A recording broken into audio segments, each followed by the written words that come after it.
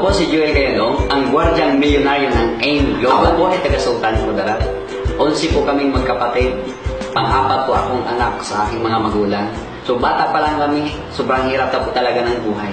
Kaya 2007, nakipagsapalaran po ako dito sa Metro Manila. And then ang good news kasi nakahanap ako ng trabaho bilang isang security guard. Nag-security guard ako sa EIC Burgundy Empire Tower, na kung saan nandoon ang opisina ng AIM Global. So, 2007 pa lang, alam ko na may AIM Global. Ini-invite ako araw-araw sa mga distributor ng AIM Global. Habang naka-duty ako sa lobby, minsan sa Gate 1, and then minsan roving guard ako. So, marami pong mga distributor na kung saan sobrang kulit. The moment na alam nila na hindi ka pa AIM Global. Pero hindi ko sila pinansin. Kasi po ayaw ko po talaga ng networking.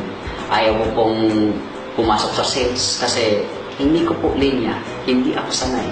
Wala po akong mga taong mai-invite kasi nga probinsyano po.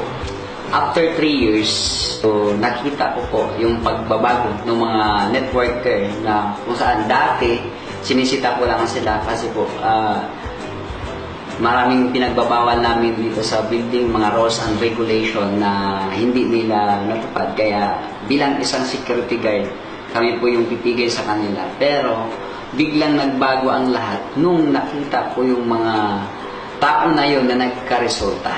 So nakita ko po na sobrang nagbago ang buhay nila. Kaya nag-decide ako na titingnan ko ang kumpanya at tingnan ko ang global. So nakita ko, umatin ako ng seminar, doon nagbago talaga ang isip ko. Pinagsisihan ko po yung 3 taon na inaayawan ko ang AIM Global. Dahil 3 taon pala, nasa harapan ko na ang opportunity, pero inaayawan ko. Kaya nag-decide akong mag-join, pero that time sobrang nahihirapan ako kasi wala po akong perang ilalabas. Wala po akong CB980. Imagine mga sahod ko is 9,000 pesos per month. So hatiin nyo sa isang kinsina, 4,500. Ito yung malupit. Kaltasan pa siya ng istis, pag-ibig, PhilHealth, at marami pang ibang ikakaltas. Upa sa bahay, 2,500. Pamasahe, 900. Pagkain sa isang araw, 150.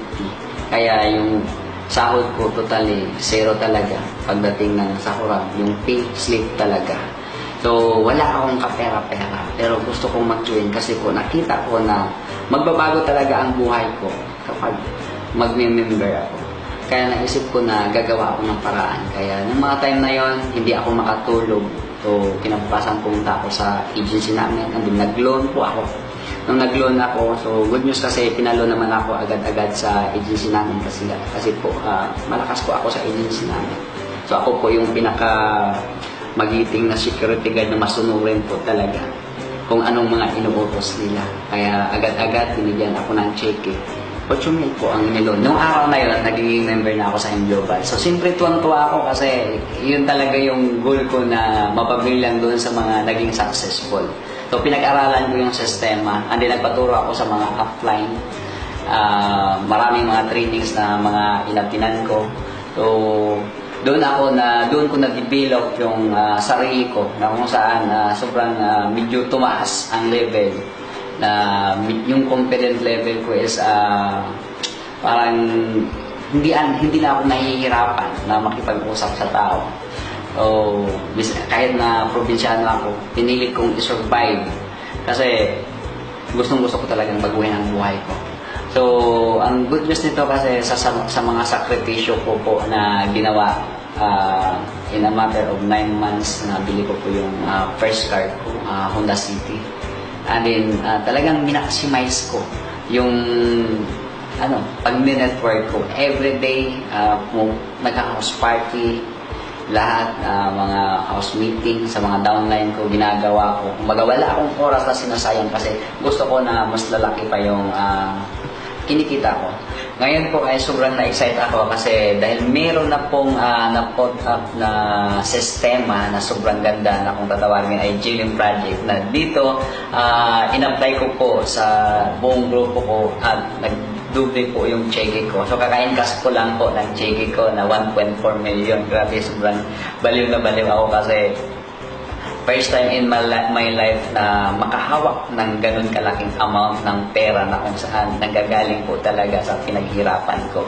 So sa mga viewers po na nanonood dito sa video na to, ini-encourage ko kayo na subukan ninyo ang M Global. Subukan ninyo kasi huwag na kayong magduda pa. Kaya kung pagdududa lang, nagduda din po ako dati.